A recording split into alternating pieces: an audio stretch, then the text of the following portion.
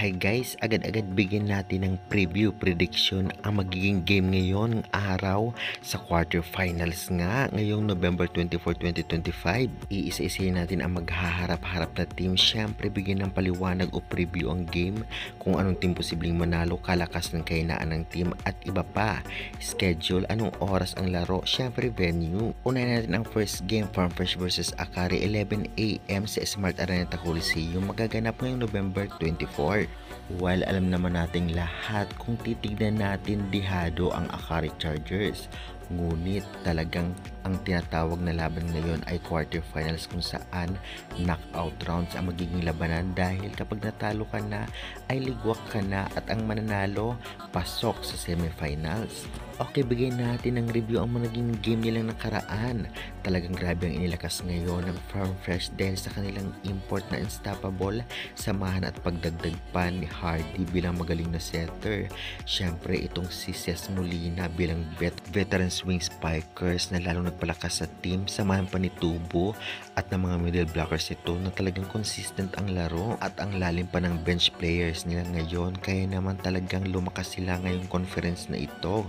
Grabe sa recruit ang team ng Farmfresh Foxes, ngunit hindi dapat nila maliitin ang Akari Chargers kahit mas lamang sila sa standings dahil ang Akari nga ay talagang malakas, especially din ang kanilang import, samahan pa ng mga veterans players kagaya na lamang ni Suyod Sultones ang kanilang import na talagang kayang-kaya rin tapatan ang Farmfresh Foxes ngayon.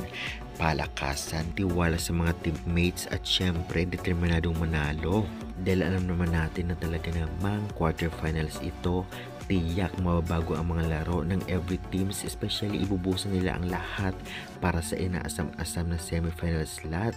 Syempre last game ito, kumbaga kapag natalo ay wala na, pag nanalo ay advance, kaya syempre tiyak na magaganda ang laban na magaganap ngayon at hindi ibibigay basta-basta ang laro, kaya good luck na lamang sa tingin ninyo sa pagdagdag ni Mars Alba at talagang mga galing na players ng Akari. Kaya nila ngayon ang team ng Farmfresh Foxes na sadyang talagang lumakas, lalong-lalo pa nakasabay pa ang import nito na unstoppable at setter nilang si Hardy na talagang kahit sa offense at blockings ay nanggagawa. Kung ganoon ay i-comment nyo na sa baba. Bali, overall prediction ko, anong team possible manalo sa dalawang to?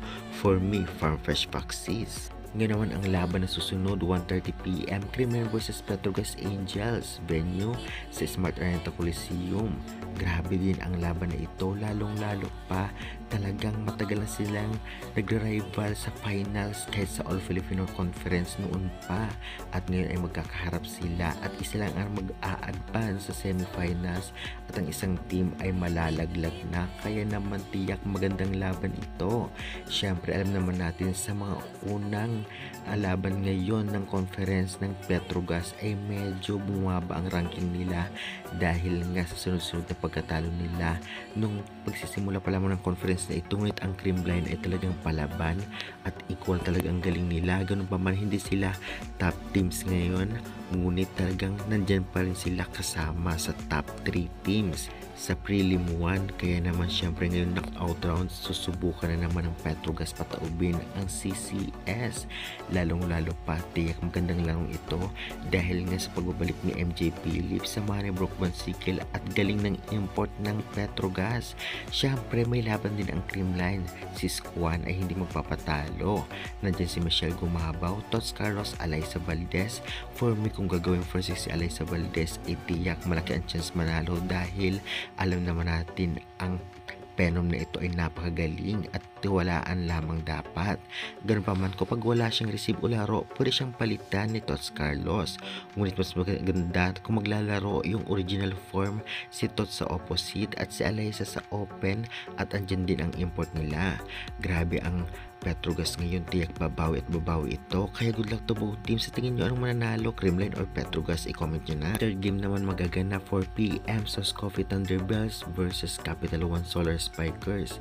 Grabe din ang laban na ito, tiyak magiging maganda, ngunit overall talaga namang kahit mataas ang ranking ng Sauce Coffee, hindi sila dapat magpakampante, lalo pa magaling ngayon ang Capital One Solar Spikers sa pangunguna ni Bella Belen.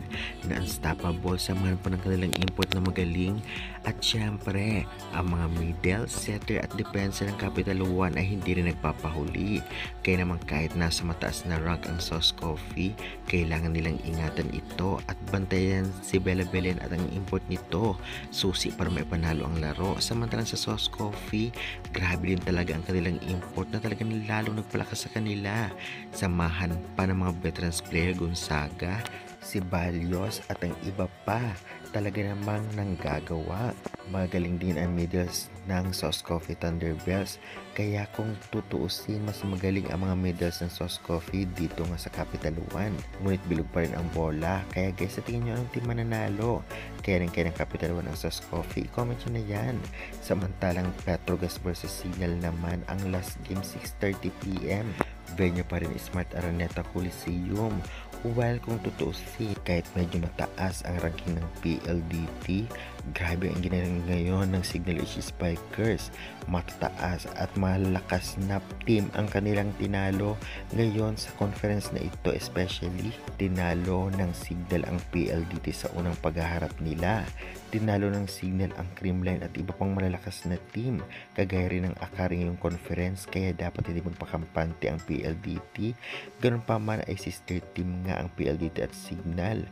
Walang bigay na magaganap, lalo kasi nagpalakas sa Signal. Ito nga ng kanilang import, samahan pa ni Erica Santos. Grabe din sa timing sa blockings ni Doria Aquino, kaya tiyak na mahihirapan ang PLDT kung pahina-hina sila. Alam naman natin ang PLDT talagang malakas sa blockings, offense at depensa. Ngunit sa laro nila kontra sa sister team, kahit walang import ito, ay talaga namang nanalo ang Signal sa loob ng 3 straight sets laban nga sa PLDT. Ganun pa man, mas lalo na ngayon na may import na, kaya masasabi nga natin na talagang bilog ang bola pa rin at talagang kahit malakas ka ay huwag magpakampante everyday. Kaya talagang masasabi natin sa laban ng PLDT at Signal, talagang 50-50, hindi natin masabi kung anong team mananalo dahil pareho talaga malakas. Ganun pa man ay abang na lang natin ang talagang kanilang duelo. Sa tingin nyo guys, kaya ng Signal ang PLDT o di naman kaya baliktad?